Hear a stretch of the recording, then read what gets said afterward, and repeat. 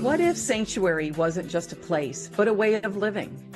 Welcome to the Sanctuary Network, your weekly home for conversations that awaken the heart, heal the body, and inspire the spirit. I'm your host, Mary Ellen Popyk, the creator of Spirit Fest and the Natural Wellness Expos. For 2 decades, I've been creating spaces, now creating a bold new broadcast for mind, body, and spirit, where seekers, healers, and teachers come together to share wisdom, laughter, and transformation. We've seen what happens when communities gather. People become enlivened. Now, through the Sanctuary Network, that same spirit is reaching you, wherever you are in the world. Each week, we'll sit down with thought leaders, authors, and everyday visionaries. We'll also shine a light on the grassroots voices of the Sanctuary Marketplace, the healers, vendors, and practitioners who make this movement thrive. This isn't just another show, it's your sanctuary, a space to pause, reflect, and reconnect with what matters most. So, take a deep breath, open your heart, and join me. Together, let's step into the sanctuary. Everyone to the Sanctuary for Mind, Body, and Spirit. We have got some really strong women here tonight, and we are going to have some really interesting and fun conversation. The title of the show, and I'm just going to say it, I edited it a little bit for the social media, Boss Bitch, like it's a bad thing. I take it as a compliment. And I thought I've heard it enough that it would be timely to have a conversation about whether it is a compliment or whether it's not. And we're going to discuss sort of where that term comes about, maybe look at some of the stigmas that are associated with that and why perhaps women are sometimes perceived differently than men in business. So I'd like to introduce, before we get started, thank you ladies for being here, our first guest, Mindy DiPietro. Did I say that right? You did. Thanks. Good, thank you. She has helped establish Experts turn 15 years of lived expertise into a brand and business that's entirely their own.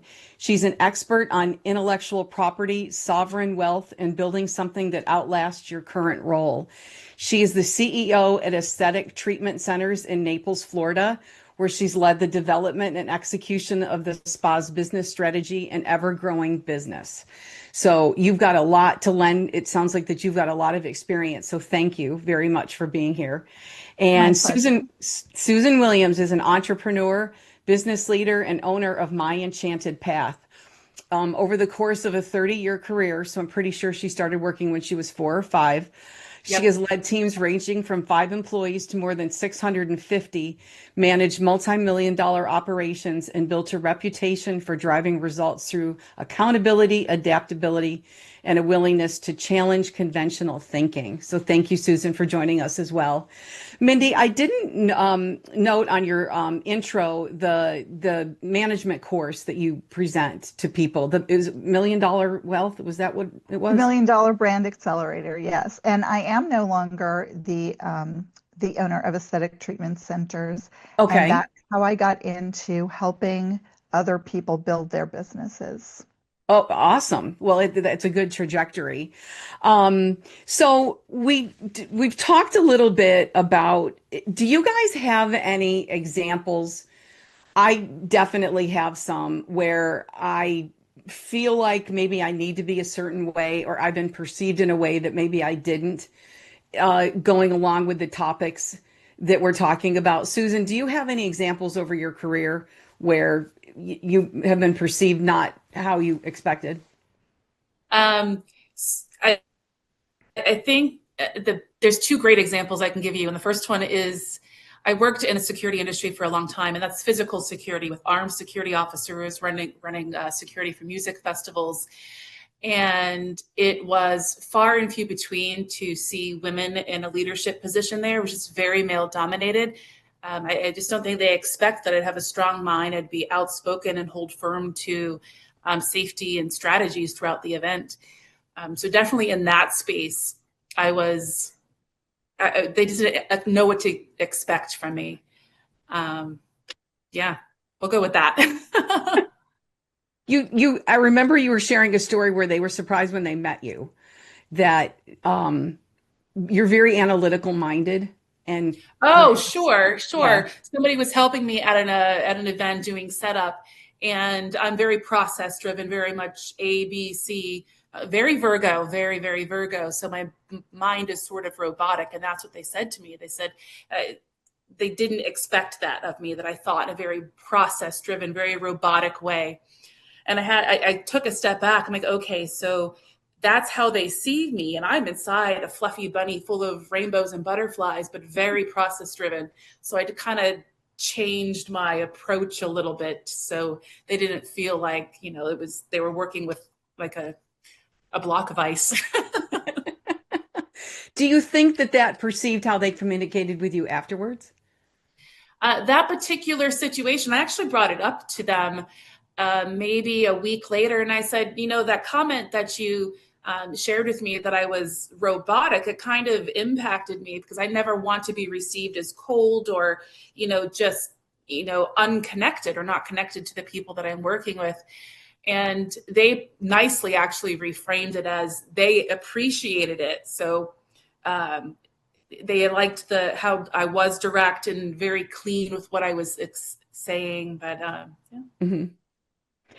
Mindy, have you had any experiences like that? And then I'm also going to ask, when you're doing your coaching, does anything like this ever come up? It really does. And I am a manifesting generator in human design, which means I have done a lot of different things. They all kind of follow the same path, but I've worked with a lot of different kinds of people. I've worked with a lot of physicians, both male and female.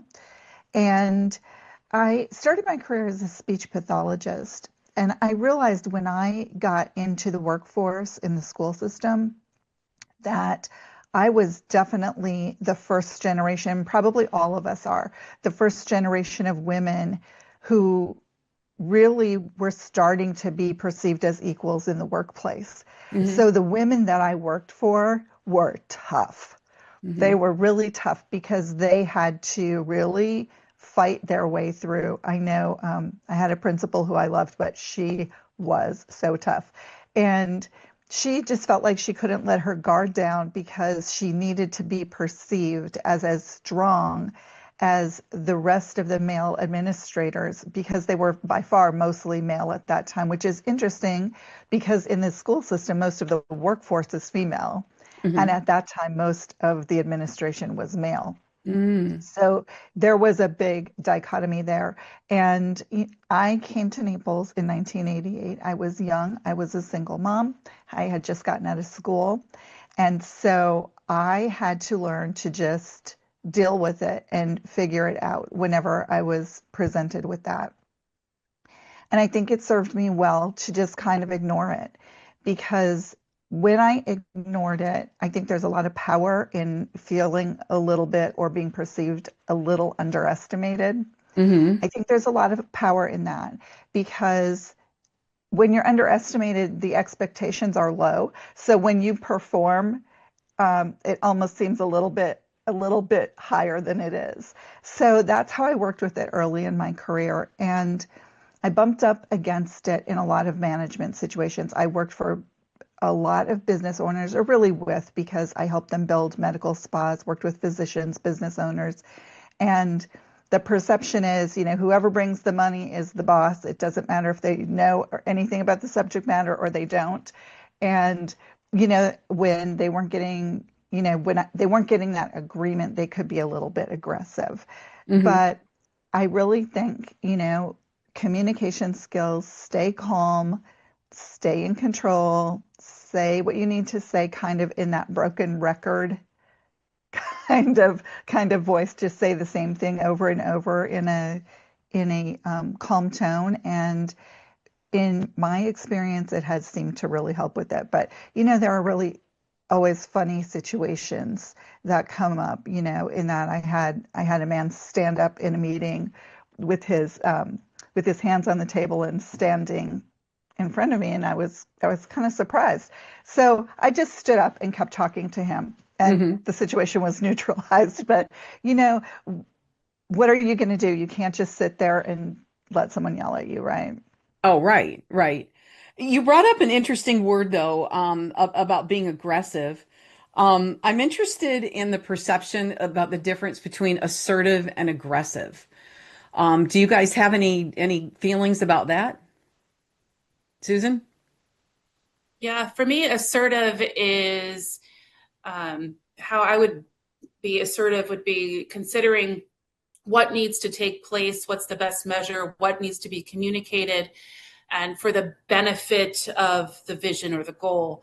And being aggressive is not taking into consideration anybody else in the room, any other Mhm. guidelines, any other factors, and just, inserting myself above all else. Mindy, what are your thoughts on that?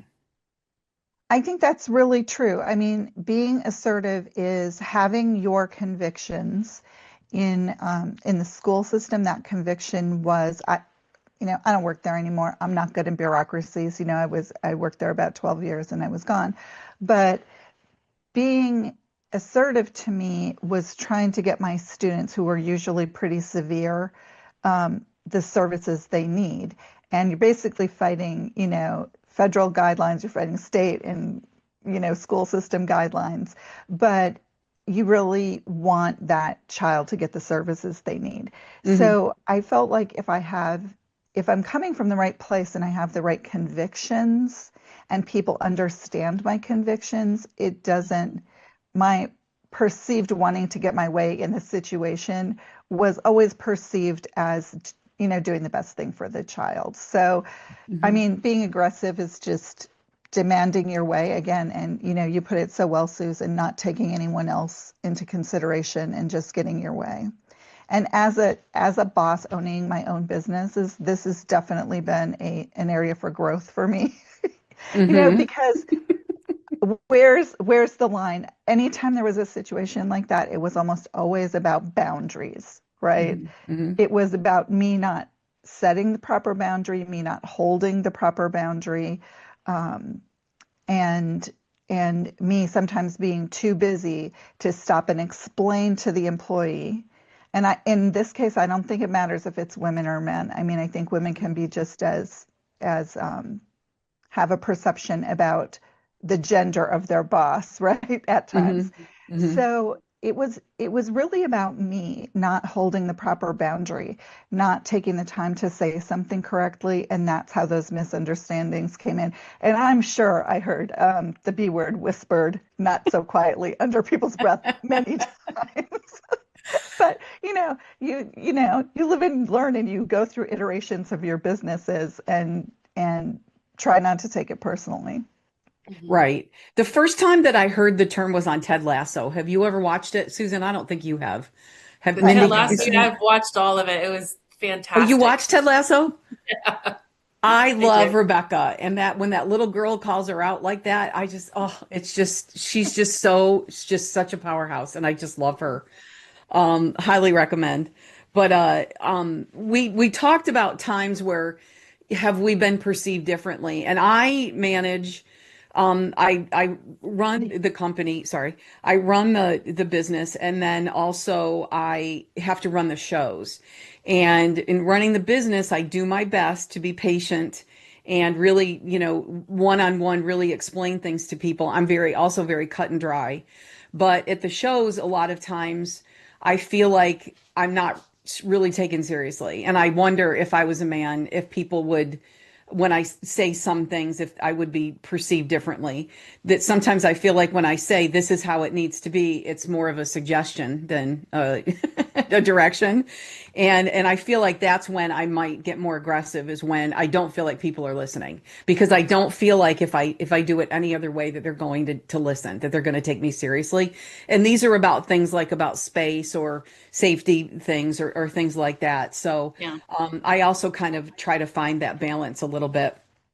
But Um, Mary Ellen, there's also the effect that you have on the vendors of like when you go to their booth to say hello and they're like, "Am I in trouble?" So yeah, they I know that know. you're a person of authority. They absolutely do.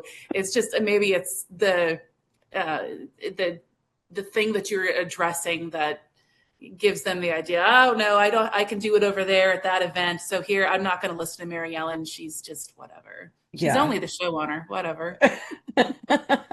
Oh, and we've got so many stories to tell too about the things people try and do. But Yeah. that would be an example about, when I maybe become a little bit more forward than I feel like that I want to be. And I don't know because there's a lot of men that are warm and fuzzy too. Like there are men owners that would go around and talk to people at the booths or things like that. So, part of that is just again the stigma of that. So, one of the things, Mindy, that we talked about before the show was about the hidden cost of dimming your voice. So, can you speak to with women about, would you call it being assertive or would you just call it using your voice, or what do you really, how do you explain that? I would just call it doing their job, right, to the best of their ability and not letting other people's perceptions interfere with that. And, I work in my business coaching a lot with human design and the voice center. I'm going to be doing a course on your voice by design. Hmm. So, Hmm. because everyone is meant to communicate in a different way. And if you're trying to force yourself to communicate in a way that's unnatural to you, it can come Hmm. off as either insecure, it Hmm. can come off as unsure of your subject matter, and it can come off sometimes either too soft or too hard, too Hmm. aggressive or whatever it is. But I do think that the cost of that, it costs them visibility. If you don't speak up in a meeting, it costs you visibility. It changes your income. It changes your ability to be promoted. It Hmm. changes the perception of your coworkers. Hmm. So if you let that creep in, and if you let that, I think if there are any people out there, but particularly women, if there are any women out there who are having trouble finding that balance, it's so important to do it. And it's important to do it early because it really will affect your income over time. Hmm. Mhm. Hmm. The leadership traits too, I feel like, do you feel like that there's a same standard for women that there are for men? Do either of you have a thoughts The about that? standard's different in a lot of ways. The standard's different in how you should dress. The standard's different in how you should think. And I think that tone of voice, when women get stressed, their pitch goes up Hmm. Hmm. and people stop listening to you. And all of us here kind of work with energetics in one way or another, right? Hmm. So learning to control your HRV or understand your heart rate variability can Hmm. help with that Hmm. if you're having trouble. And being confident in the workplace takes practice. It's a skill. It's not a personality trait. Hmm. So you can practice that skill and just practicing speaking up when you don't feel like it sometimes and practicing being, insisting that you're in the right room, insisting that you're part of the decision-making process. Hmm. All of these things are really important. And, little by little, you develop that confidence. Yeah. And I've always you, said you can say something people don't want to hear and say it nice because you can, it's just business. right. But it can also come off as too nice. Yes. If it Yes. comes off as too nice, you also might not be taken really seriously, right? So, Yes. so you have to find that balance, and it's really practice finding that balance. And I do so encourage anybody who's in the workplace, if you feel like there's a little balance of power, you're working with people who are more experienced than you, older than you, more assertive than you, then seek help with that. Hmm. I help with it. I'm sure a bunch of other coaches help with it. Hmm. Because if you can get that down early on, and if you can make what you say match how you feel, people respect you more. Susan, what are your thoughts? I just wanted to share a story that when I spoke up about a challenge, I was working in a reasonably well-known catering food company, and it was holiday prep. And I was in the weeds. I was behind. I needed help. It was my first holiday season with this company, and I wasn't sure how to troubleshoot my way out of what was going on. So my district manager calls to check in. And I said, "Hey, this is what's happening, and I'm behind on my production. I've got to get to this number. This is where I'm going, and I'm just having challenges." And he said a few things, shared some tips. I worked my booty off to try to make changes. Hour and a half later, he shows up and he said, "Susan, you didn't tell me how bad it was." And I said, "I told you I was having trouble. I told you that my numbers weren't hitting the goals that I needed to fulfill what I needed for the day and for the weekend." He's like, "Yeah, but you weren't freaking out." And I'm like, "I needed to freak out?"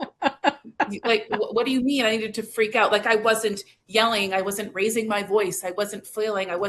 I don't know. I wasn't presenting myself in a hysterical manner that I guess he expected from his female general manager. I'm like, I Mm-hmm. presented the issues. I told him my Mm-hmm. numbers, and I was just taken aback. I was like, I don't react like that. I'm very calm under pressure. I work very well in that space. So I was just, like I said, I was just very surprised that I needed to freak out for him to hear me. So I'm wondering how many male managers freak out. I don't know. Do I you think they guys, freak out in different ways. well, and What's that's that? what I was thinking because I've worked with men before, and usually the more stressful it gets, the more four-letter words get dropped. Yep. Right. Quite easily, as a matter of fact, too. So I'm not sure really what would consider freaking out, but that's when I would get more loud and just Yeah. more to the point. Was just, as things are getting more serious. That's just my way of doing that, I guess. And I don't know if men would come across more scary or more authoritative or what really the difference would be. But we all have our different management styles. What were you going to say, Susan? And I think that's just it. I think it's not necessarily here a gendered response. It's about your management style. Because I've worked for probably equal number women and men, and the women tend to. I mean, I've seen them get loud and get crazy, just like I've seen men. The men were a little, like you said, use more colorful language. And the women kind of like buckle down and focus. Okay, what are we doing here? Let's figure it out. Um, but about equal on each side. Freak Right, out calm. right.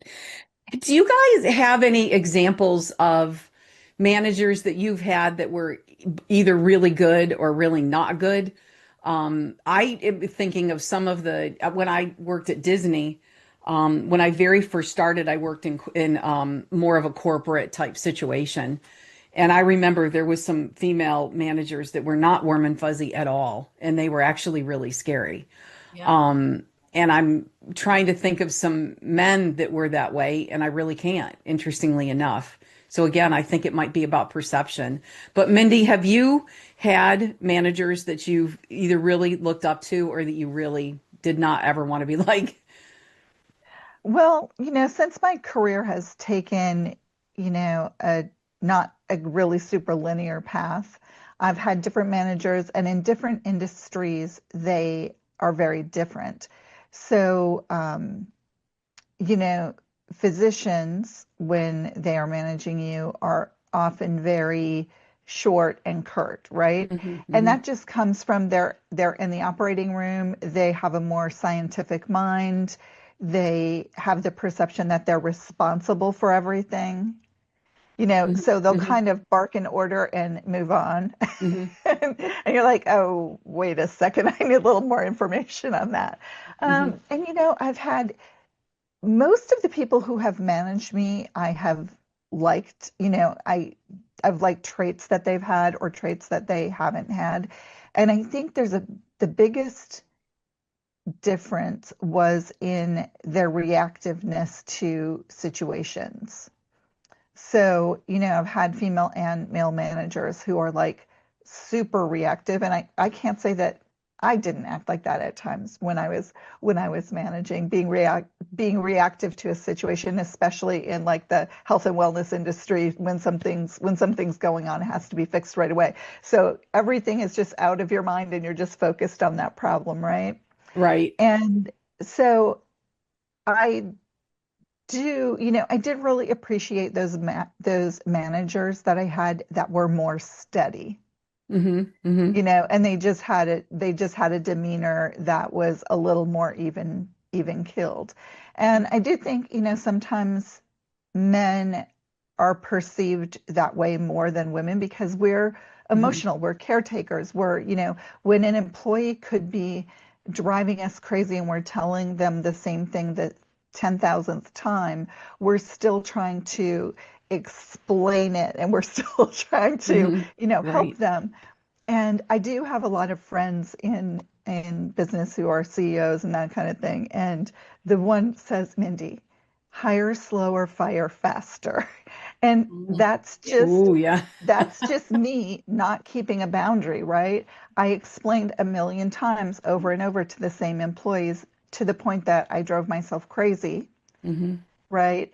And that wasn't the best way for me to be a manager and take into account, or a founder or a CEO, whatever I was at the moment, and to take into account what So was happening and how the problem got solved. we've got just a few minutes till break. So Susan, when we come back, I'm going to ask you to talk about your most and your least favorite managers that you've had over the years. But first of all, tell us where people can find you, Susan. I can be found at myenchantedpath.com, where I make charming items for an enchanted life. You'll find her at Spirit Fest also. And you can find a full list of our Spirit Fest shows at spiritfestusa.com. And, excuse me. And Mindy, where is the best place for people to find you?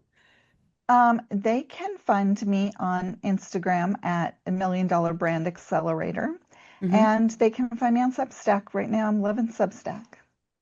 On Substack, yes. And if you are on the Transformation Network, both of our ladies have guest profiles on there, and you can find their websites and all of their links as well. So, all right, well, we will be right back after just a few breaks. Thanks, everybody, for sticking with us.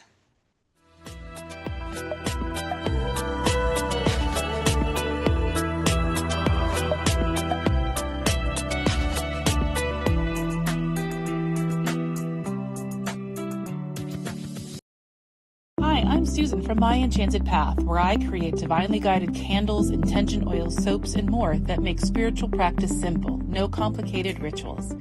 The names may be playful, but every product is serious about helping you shift your energy. All fragrances are clean and safe, free from major toxins no one wants in their home or on their skin. With a 5-star rating and over 100,000 customers, myenchantedpath.com is a trusted source for charming items for an enchanted life.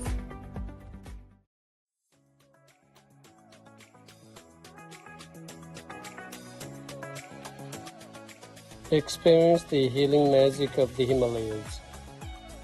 Tibetan singing bowl classes and sessions are available at Gopali Inputs, which is located at downtown St. Petersburg, Florida.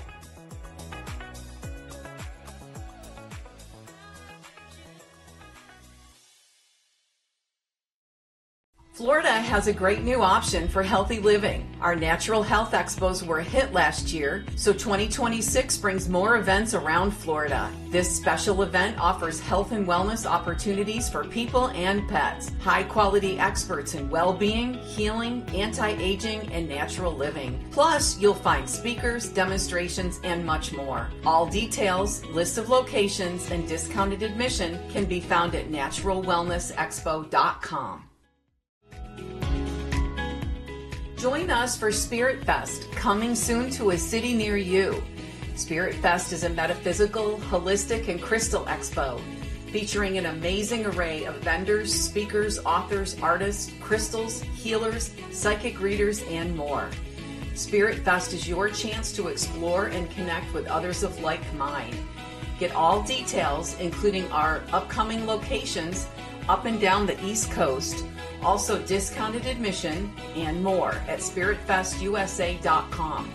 Our next event is January 10th and 11th with special guests and special presentations, including psychic explorer, medium Mark Anthony, and also historical researcher, explorer, and author Jim Vieira. More details are coming to our website soon, and we look forward to seeing you at Spirit Fest in 2026.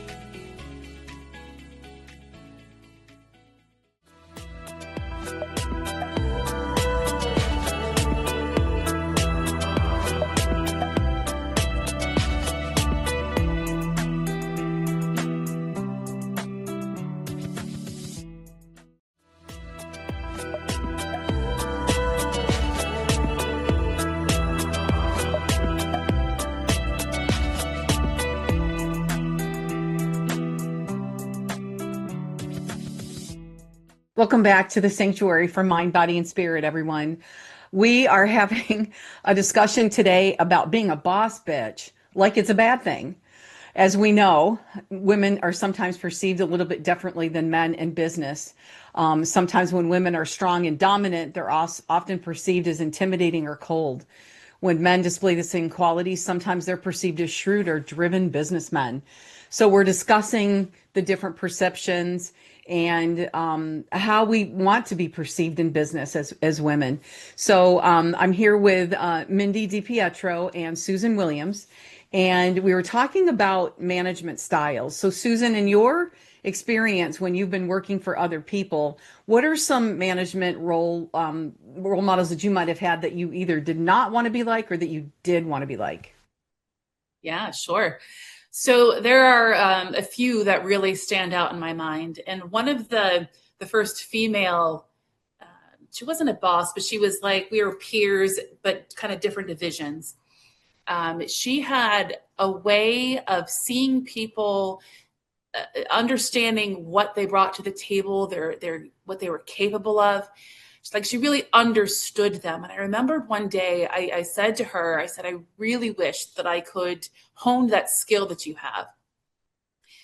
Over the years, I learned that leading with my intuition and really listening, and my natural intuition kind of helped me with that. But just watching her take like a motley crew of staff and achieve such great things really blew my mind. Um, Later in my career, there was a woman that I worked with. She was in the vice president capacity. She was cold and calculated. She gave you very little information. She was very tough to work with because I don't need to be managed or talked to in a light, soft, coddled kind of way, but I need a little bit more information than do this thing by this deadline or that's, or you're out.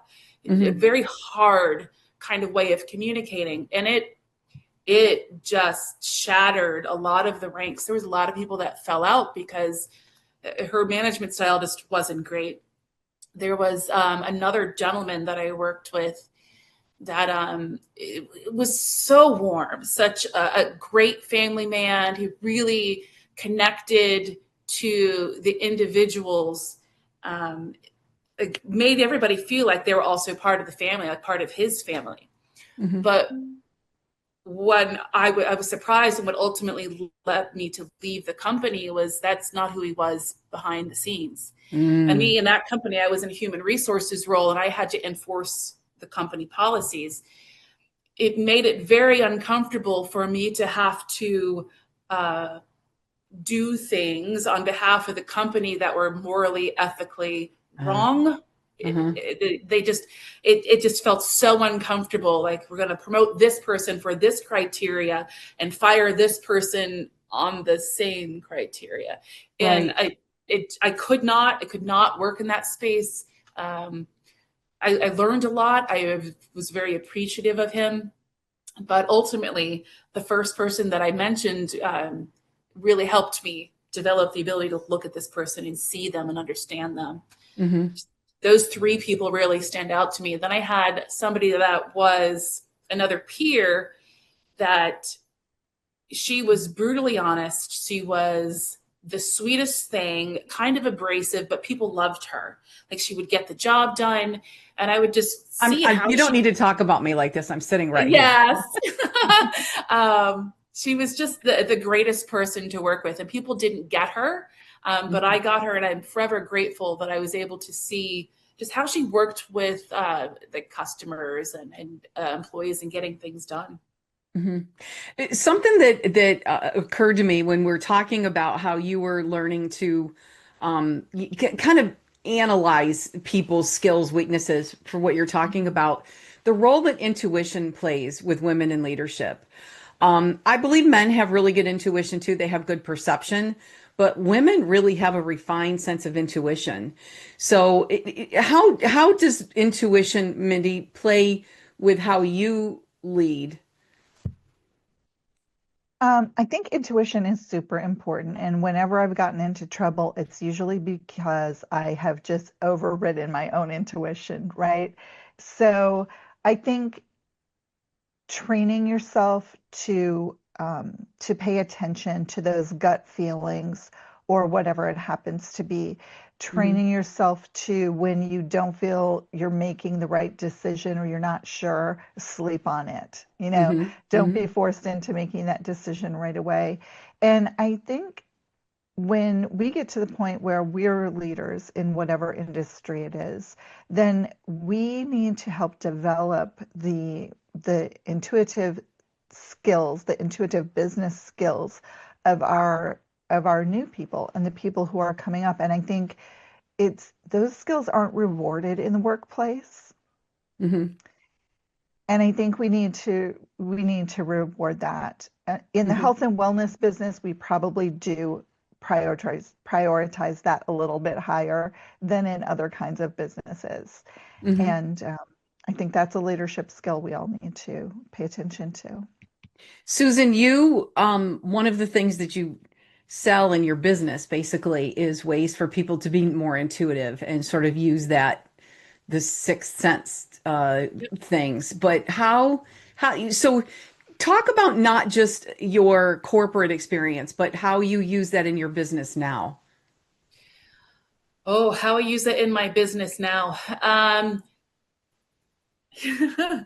So that's hard for me to say without I'm reading people all day long when I'm working with them as customers. Um, when somebody asks me for a product for a certain symptom, right? Oh, my third eye is blocked. I have my intuition is not on. My throat chakra is blocked. I just can't find the words. So there's usually a secondary. There's something behind the scenes that's blocking that. Is it Hmm. fear? Is it courage that you really have to work on? Is that the root of it? So I just asked the question behind the question. I read a book by that title a million years ago, and it just kind of stuck with me. Um, but I asked questions and I to find out really the root cause. Hmm. Intuitively, I just go through the feel of things. I'll tell you a business-based intuition, intuitive judgment that I made. This is back in the corporate space. There was one of the business owner. It was a major clothing brand. The business owner was doing a tour of stores and he asked my decision on why I was visual merchandising, brand management, why I made some decisions the way that I did. And I said, well, he asked me, why is your bestseller way back there? And I said, because then all the people have to walk by it, all these other things to get what we know they're going to buy anyway. Why you're going to put it on the front table so they can pick up that thing and leave. Hmm. Hmm. And he appreciated that. It was an intuitive movement. I'm sure there's retail management strategies out there that say that, but at the time, which was about 20 years ago, um, I didn't know of that, but it was an intuitive move. Hmm. So Mindy, you do a lot of work with the eWomen's Network down in Southwest Florida. Do I you do. think that because you work with a lot of women, do you think women are inherently more intuitive than men? Um, I would say women are more likely to listen to their intuition. And, from my speech pathology days, the hemispheres of the brain in women are more connected. So the connective tissue in the middle, which is called the corpus callosum, is thicker in women. So we are much more easily working between the halves of our brain than men are. Hmm. So there is some biology to that. And I also think women, I learned to follow my intuition from my grandmothers. Hmm. And and I don't think that my brothers were necessarily taught to look at things in the same way. Hmm. And so I think there's a lot. eWomen Network is very special. because there are a lot of special women in there. Hmm. They already arrive with qualities that are, I think, that have helped them advance in their careers. So they come with knowing themselves a little more, and they come with being open to meeting other people more. Hmm. So I really feel when I left my business, I was kind of over it. It was after COVID. Um, I'm not as young as I used to be. I don't want that kind of liability of owning a medical business anymore. And I decided to go out on my own. It was super lonely. Hmm. I Hmm. sat at my computer. I learned my craft here like it was a master's degree, and I have as many hours at least into it. So I was really lonely because I was and I didn't even know I was lonely. But when I met these people at eWomen Network and I started talking to Lainey, I'm like, I was getting dressed up to go to the meeting, and I was telling my fiance, I know I'm just going to meet friends there. Aw. I'm back in this like environment where there are supportive women. So Yeah. I really do love that. Again, they're super special, and I think they are a little bit more intuitive. And I'm glad you were at Spirit Fest Fort Myers the last week, because it's very much like a supportive family there too. It is. Whether you are just starting, but people are just willing to help each other, and they're true community, and that is something that's really great, men, women. And we talked about, our men, I feel like, are more analytical, women. I say emotional, and I just mean maybe more intuitive, that maybe they just go more with the right side of the brain. But that's why I feel like men and women work really well together, because, we all have our different weaknesses and strengths. So, and as a whole, I just think there's no right or wrong way to do anything. But that's what's interesting, is it's maybe other people's perception of management styles, or about, why a strong woman or a successful woman in business, oh, she must have done this and this and this to be able to get there, instead of, no, maybe she's Right. really brilliant and she works really hard. So at Spirit Fest, we have a lot of different vendors, I'll say, and they've all created their own businesses at some point. And we've seen people do fundraisers to be able to afford their first booth. And then I love watching the trajectory, of how they've gotten to where they are. And I'm wondering if you guys have noticed, and again, based on your experience with what you're doing right now, and then also your experience back with the corporate world, do you see anything with the different ages of people, the different generations, some of the people that are now in their early 20s that are working, that are making their own businesses or getting into leadership skills, compared to people of a certain age, which, I grew up at a time where women did not earn, I say grew up, I was young, but women did not earn the same as men. Women still wore girdles when I was, able to form Right. for my perceptions about things. So I'm interested to know what you guys are thinking about that. So Susan, let's start with you. So I haven't had a staff of my own and since COVID, since 2020, which has been great. So I've been solo, just me, not having to deal with managing people and learning new styles. But what I did experience, and just before I left the corporate space, was the work ethic was very different across the board with the younger group. Like when I was 20, 22, 23, 25, I worked. I paid attention in class. Like I did what the boss needed. I did not call out. I showed up. I worked. And it seemed like now it's just, there's so many jobs and there's so many opportunities, and it's very entrepreneurial, which is great. They're going to go run their own business. They're going to go do hair. They're going to, whatever they want to do. But there's definitely not a corporate loyalty mindset anymore. There is no, that I can see, a career mindset. Over the years, yeah, I've definitely seen a difference in, just the older I've gotten, the less dependable, that sounds bad, that people can be, the less, driven they are to do what's right. And I'll say, I remember one time I said to somebody, well, you asked all these favors of your boss and they did what you needed. And it was a 40th age range. And then the boss came to them and said, hey, I need a favor from you in return. They're like, no, I don't want to do it. Mm-hmm. Mm-hmm. What? No, what? Yeah. No, it just blew my mind how much they, the mindset shifted from, as a team, let's do things. There was a thing, it was, and I first heard of it not long after the pandemic, but called silent quitting, where basically you would Mm-hmm. go to work, but you just wouldn't do anything. And you would Yeah, just quiet quitting. quiet. That's it. That's it. Mm-hmm. But I've also noticed that what offends people or what they feel, there was a movie recently about it. And I'm sorry, I can't remember the name of it, but it was people sitting around talking about the worst thing they ever did. And two of them did some really bad things, but they got into a disagreement about which was worse. And the whole point of the movie was just that dialogue about what is important to people now.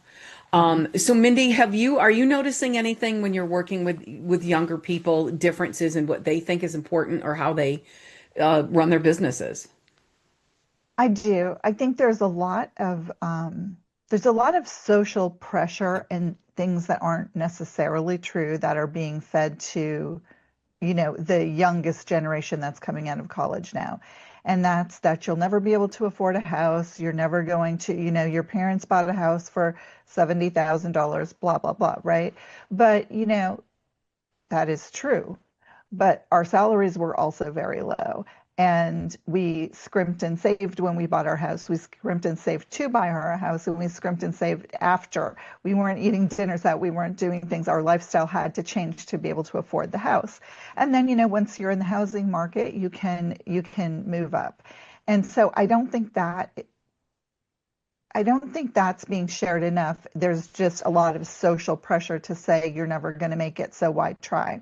But on Mm, the other hand, I've always worked in very personal service businesses. So I always did have a lot of young people coming up. So in the aesthetic world and all of that. And there are some really great ones out there that are so excited about their business. And in those kind of businesses, they get more one-on-one time with, me or whoever is, working with them at the time. And so I think that helps. They get a lot of attention. But of course, there are some that just aren't, they're just not going to work out and their mindset is not right. hmm I don't know about you guys, but I grew up in my career in the 90s, and this is like hustle culture, hustle, hustle, hustle. hmm You're going to, and I always kind of made a joke of it saying, well, I'm working weekends, but it's a short-term sacrifice for a long-term gain. hmm And I think that it's not necessarily a bad thing that these younger people don't want to work all the time like maybe their parents, me included, did. Right. So I worked from home a lot, and so my children were with me, but they saw me really hustle. hmm And maybe they don't want to do it. Though my kids they're workers. I also noticed after the pandemic that there was a lot of people that quit their full-time gig and then started working several smaller jobs. And that was when I think a lot of people came up with their own businesses and their own way to be able to do what they love. They say when you do what you love, you don't work a day in your life. Right. And I think that has been a shift, definitely, with both men and women, seeing more people be able to follow their joy, so to speak, to, their passion. But one of the things that we always like to reinforce at Spirit Fest is that it's not always about dollars and cents. Mm-hmm. It's not, don't look at what you earned or your profit at the end of the weekend, because a lot of times it's connections, it's new people that you've met, the networking like you do with the eWomen's Network. And then Susan, you did a fantastic business during the pandemic. Do I remember that correctly? Yes, I Um, did. when did that start? Was it actually during the shutdown, or when did you notice the upsurge? Sure. So I opened my online business, my website and an Etsy shop 2017. So slowly building, slowly creating products, building momentum. But it was, just before the pandemic, and then it just skyrocketed. 7 times over my business increased. And it didn't taper for a good 16 months after that. And it was, for me, that was tremendous. I could not believe the success that I have. I was just strategically positioned at a time when the world needed a spiritual hub. I had a product or products that people found relevant, that they appreciated. So my little Etsy was going cha-ching, cha-ching, cha-ching, cha-ching, like many, many times a day. And I was so blessed. And 16 months, it just kept going. I could not believe it. So now we're still at a good business pace because I've picked up wholesale opportunities and just more marketing. So it's still good. But the pandemic, I just could not believe it. Like I never had downtime during the pandemic where I say this, I was blessed. I was so blessed with that. But I didn't have that staring at walls for weeks on end bored. I didn't have that opportunity. Yeah. And that's what I say, like at Fort Myers, it was so unexpectedly busy. There was some vendors that nearly ran out of inventory the first day. And I said, well, sorry, you're so busy. Yeah. Mindy, was the pandemic also the catalyst for you to leave the business that you owned? Or tell us more specifically about your how you segued out of owning your salon to doing what you do now. I think that the pandemic it showed some flaws in the liability of that business, right? We actually did decently well, but the employees didn't come back when they could come back. And so, revenue did not come back in the same way because the employees were still getting COVID money. And the way they looked at it is, well, when that runs out, I can get a job as an esthetician at another med spa. I don't have to come back here. So, it did expose some flaws in what could happen. And, people who are in business for ourselves, it's because we love it and we're driven to do that. It's not always because the margins are great in a particular business, and the med spa business is expensive to, brings in a lot of revenue, but does not generate a lot of income or as much as you would think it would. So it was time for me to take that, it was time for me to move on from that.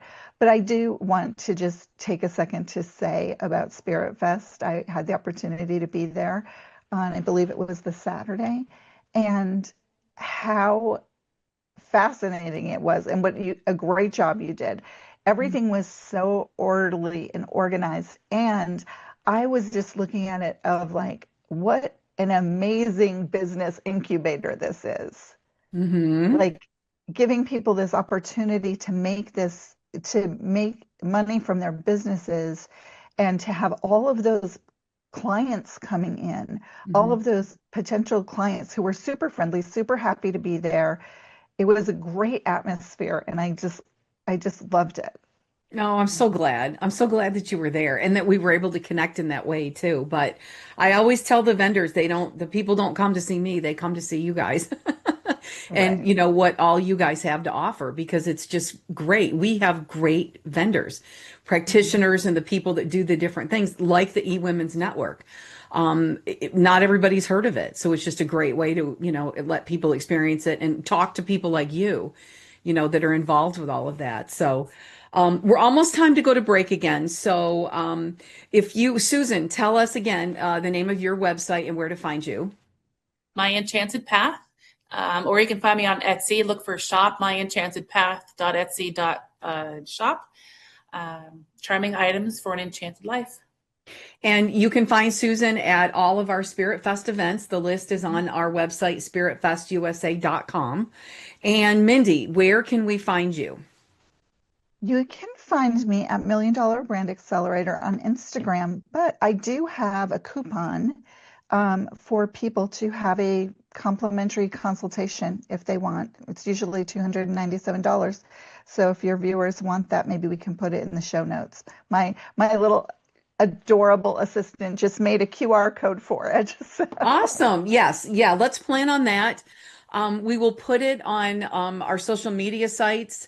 And then Okay. also, if people, they can comment on the show or even call in. You can speak to the ladies, or you can actually speak to our producer if you've got a question or a comment too. So if anybody would like that right now, and doesn't want to wait, you can message us on either Facebook or through the Transformation Network site. So the Million Dollar Brand Accelerators on Instagram, you said?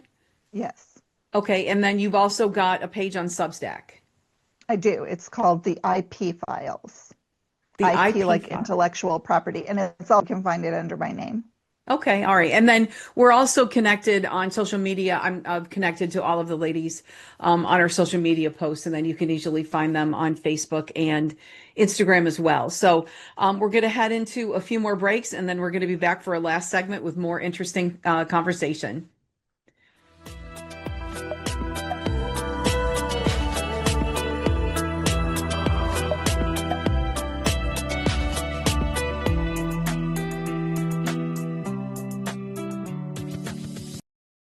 Hi, I'm Susan from My Enchanted Path, where I create divinely guided candles, intention oils, soaps, and more that make spiritual practice simple, no complicated rituals. The names may be playful, but every product is serious about helping you shift your energy. All fragrances are clean and safe, free from major toxins no one wants in their home or on their skin. With a 5-star rating and over 100,000 customers, MyEnchantedPath.com is a trusted source for charming items for an enchanted life.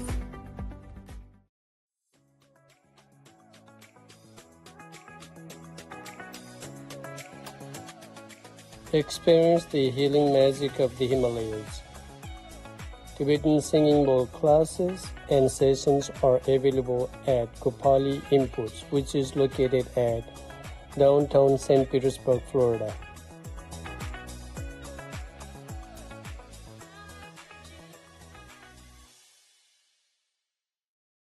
Florida has a great new option for healthy living. Our Natural Health Expos were a hit last year, so 2026 brings more events around Florida. This special event offers health and wellness opportunities for people and pets. High-quality experts in well-being, healing, anti-aging, and natural living. Plus, you'll find speakers, demonstrations, and much more. All details, lists of locations, and discounted admission can be found at naturalwellnessexpo.com.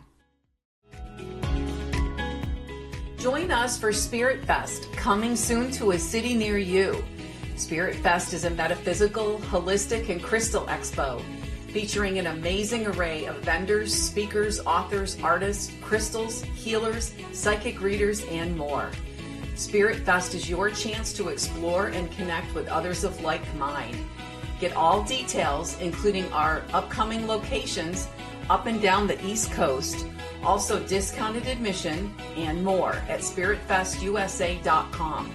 Our next event is January 10th and 11th with special guests and special presentations, including psychic explorer, medium Mark Anthony, and also historical researcher, explorer, and author Jim Vieira. More details are coming to our website soon, and we look forward to seeing you at Spirit Fest in 2026.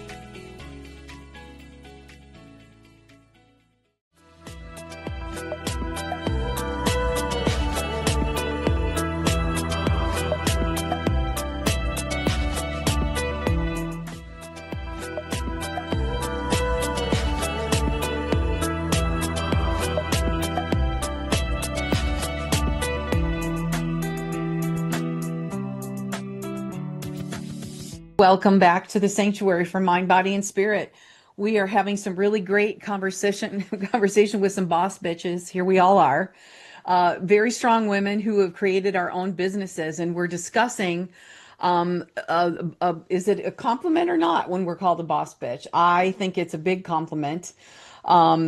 And we're talking about how sometimes women are perceived a little bit differently than men in business, but we've got an interesting thing that I'm noticing is because Mindy helps people with her $1 million brand accelerator, and she does a lot of mainstream businesses, but a lot of times you're using intuition and you're using a lot of the body, mind, spirit principles that we use with Spirit Fest to do that as well.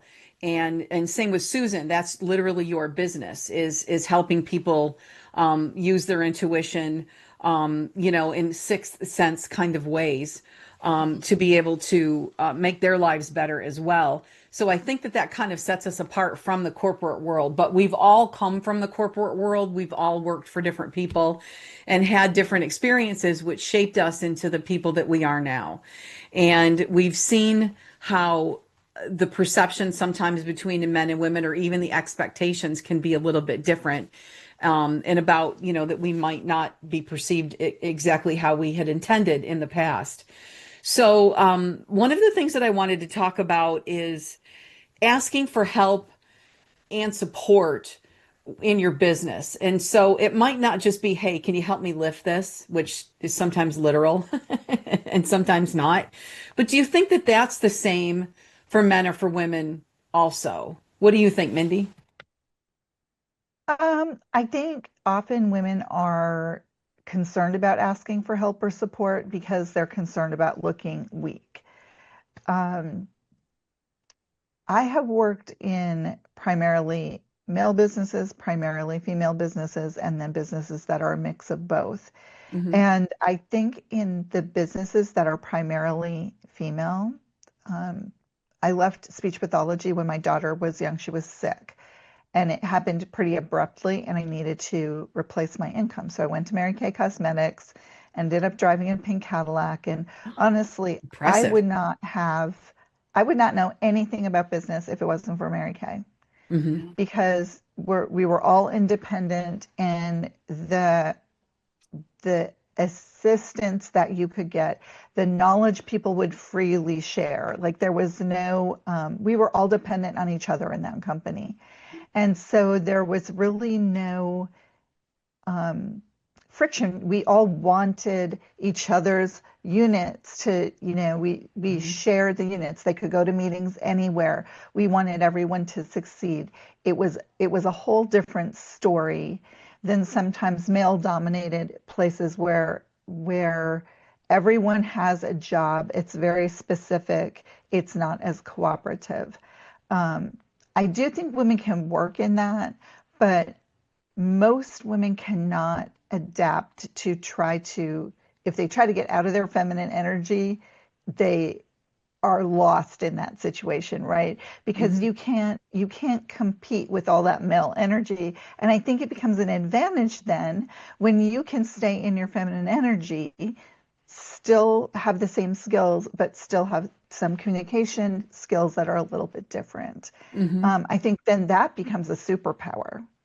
In fact, the Kathy Ireland show, I've been on it twice. And the second time they asked me to do a show of how you made it in a male-dominated world. And I Hmm. said, please, I don't want to do that because I think sometimes it's actually an unfair advantage to be a woman in, a woman in a male-dominated situation because you just bring a calmer energy to that situation usually. Right. Mary Kay is the front runner in teaching about women about sales and about how to be strong in Absolutely. business. And I remember reading the literature. I did it. I did it because it's a great product, first of all. It is. It still is.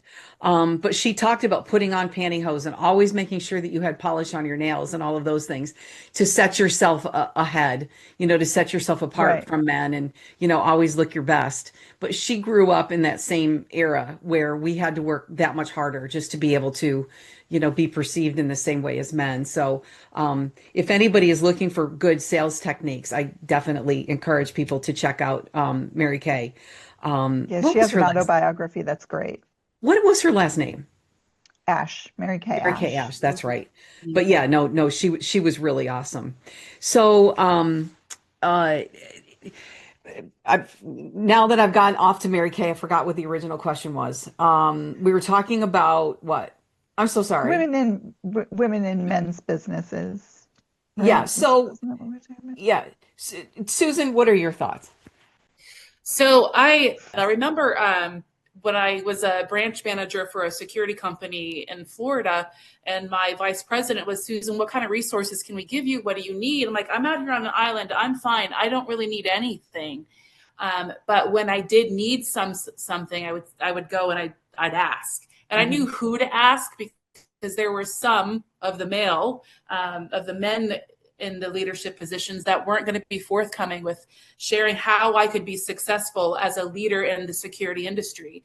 Like, how do I prep an event? How do I do this? How do I access, I need to build my sales. I got to close convention sales.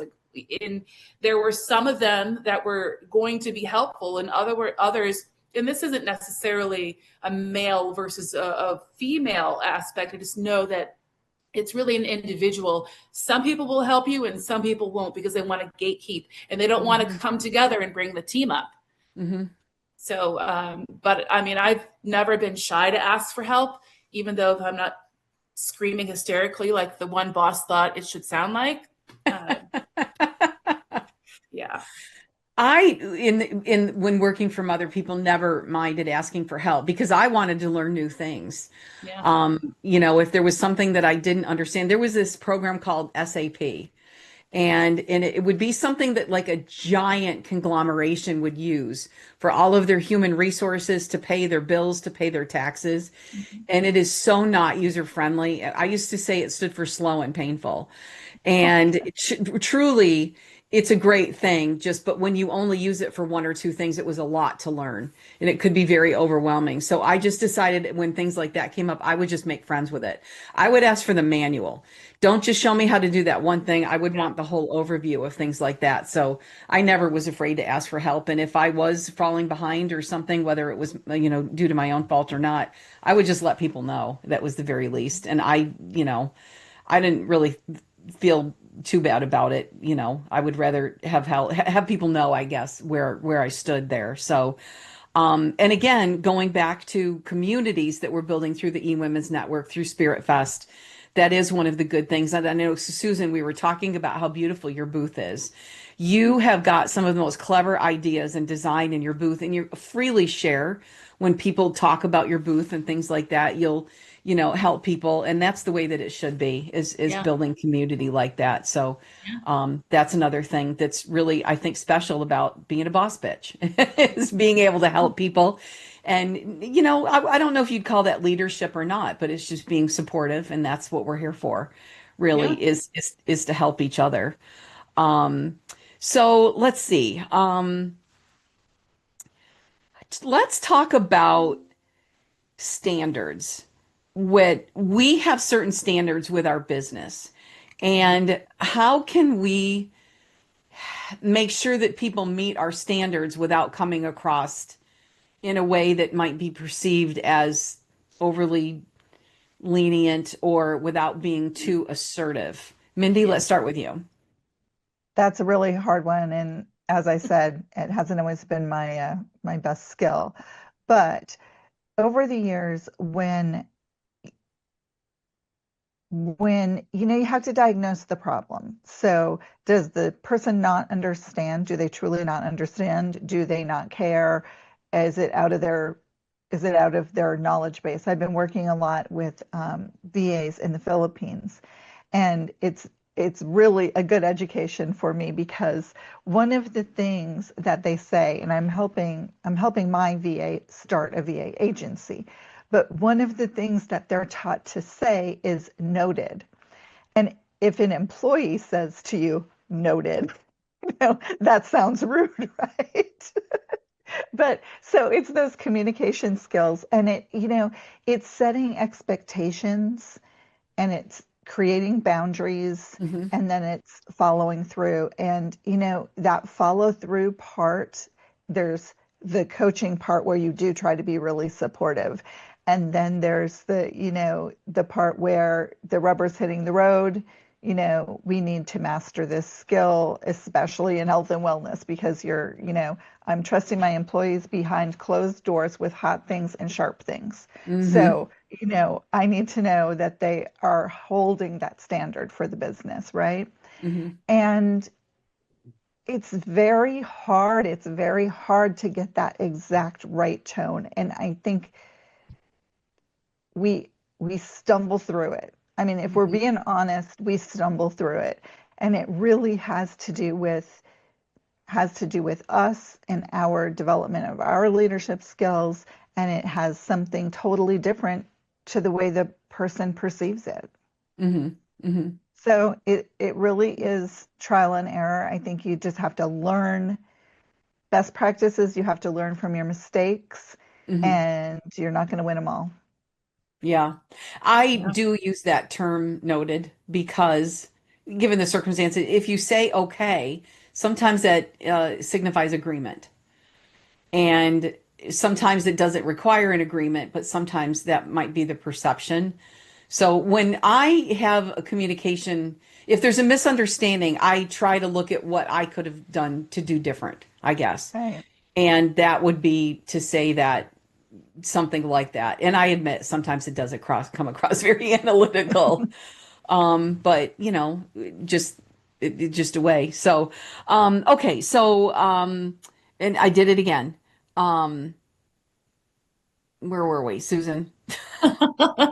When you were eh, your delivery of your standards and what your Yes. expectations were. Thank Mindy pulled, you. pulled it together. She pulled it together very well. It's kind of person by person. You never know for sure how the delivery is going to land.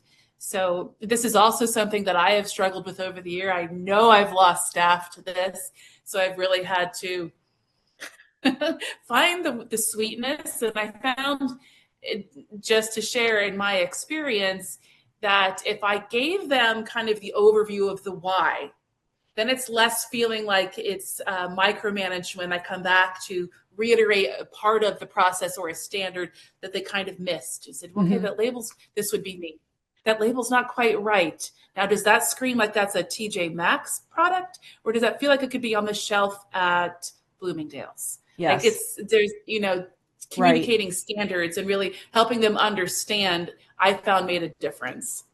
You've also got standards though with public that you don't that never met. When people order on your Etsy shop, Uh-huh. you've got people that might kind of try to pull some things or that Yeah. might and so how do you do do you do a lot of chat GPT with your responses or how do you So communicate with I them when am you know? I am not the best writer because I am very direct. Somebody will say, and I give them the benefit of the doubt. This arrived broken. I'm like, did it? It was wrapped in 4 layers of bubble wrap, and I know I put 6 layers of this. I'm like, there is no way. So I'm like, okay, let's give them the benefit of the doubt. Let's find a way to say yes, to support, to get on their side before I just, in my heart of heart, I know that they're just trying to rob me. And every once in a while, it's very blatant that they're trying to run a scam, and then I just call those out. I call a spade for spade. But yeah, it's usually just trying to get on their side and see how can I make them happy. If I were in their shoes and this happened to me, how would I support it? That's but no, there are quite a few. I call my GPT bot Lulu. I'm like, hey Lulu, make this sound nice for me because I'm not feeling any kind of nice. And then Yes, they give you me a phrase like, actually okay, yes, that's what I meant. you gave me that advice once and I thought that that was really funny. Yeah. There was a vendor that was claiming they had gotten an email. No, that they had sent us an email asking for something and we did not get it. Yeah. And I asked them to please forward me the email, and it was really clear what they sent had been altered. It was not authentic in any way. So we had to reply to them and let them know that we weren't buying it, basically. And that was something that was good because I do like to write, but I'm also, again, very to the point. And we did ask for help with that. I remember Yeah. ChatGPT definitely did make it sound much nicer. But that's another example of standards and asking for help, all in the same thing. And I'm Yep. not a huge fan of AI, but we're learning to use it now. We're really figuring out where it can be helpful. And it's developing itself too. It's learning new things. I am noticing that it's pulling from what's already out there, and we're in specialized niches a lot. And so I have to be careful because if I ask it for enough ideas, I'm realizing it's pulling from other people with similar businesses to ours, and there's just not that many, so I can see where it's doing that. So, it's we're using it for reference, not anything else. I did know that they just did an upgrade with the when you ask it to do flyers, it's now got all of this flourish and all of this information on it. If I have seen that once, I've seen it 20 times this week alone. Yeah, That I saw everybody's somebody's kind of, website that was entirely chat GPT generated the other day. And it's fine, right? It's got to happen. They need to get their message out there. They resonated with it. Just, maybe they're just not good at graphic. But it well, just it's feels not just the inauthentic. graphics, yeah, but a lot of the wording we can get from that, and just advice in general, because it does remember. Mhm. If you're okay with, them knowing all of your business, which I feel like they do now anyway, or not. Mindy, are your customers, your clients using a lot of AI? We are. In fact, I make a super, super, super customized chatbot for them. Mm. So it's customized to them. It doesn't search the web. It has my frameworks in it. It has some of their frameworks in it, and it has a little bit of magic in it. And Hmm. that thing can write for them better than it can, let's put it this way. It can write for me better than I write me if I sit down to do it really quickly. So I think AI is a tool. And I actually tell my clients when they're using that tool, I'm coaching them with the tool. So I have a totally done with you, I have a done with you product, and that's that product.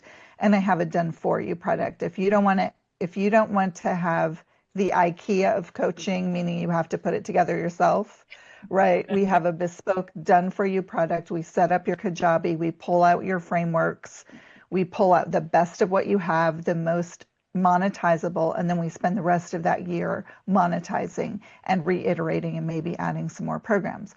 But the mid-level program is AI based, and it's a tool. You can't outsource your business, yourself, your voice to anyone else. Hmm. And even if it comes out of that tool, I think it's going to be pretty factual. But is it going to necessarily say exactly what you want in the way you want? Right. You really need to look at it. You really need to make it yours. And you really need to take all those silly dashes out and words like actually out, because it puts the word actually in 50,000 times. Oh, does it?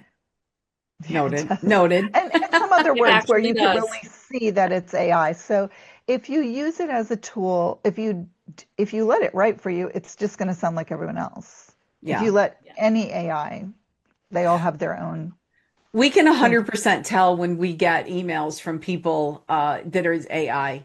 And it's not uncommon that it'll be two or three paragraphs of AI, and then they'll put another paragraph at the bottom in their own words. And it's just even that much more obvious. And when Right. people do that, it just tells me that they may not really know what they're talking about. To me, it's not good when I see that.